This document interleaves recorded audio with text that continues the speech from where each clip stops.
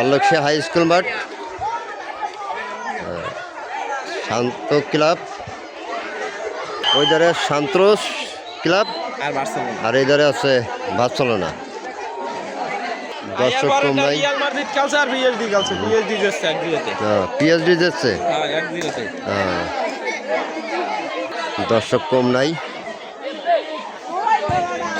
দর্শক আছে। আসলে খেলাধুলার মাঠ না থাকলে খেলা মজা লাগে না। মাঠের পরিস্থিতি এই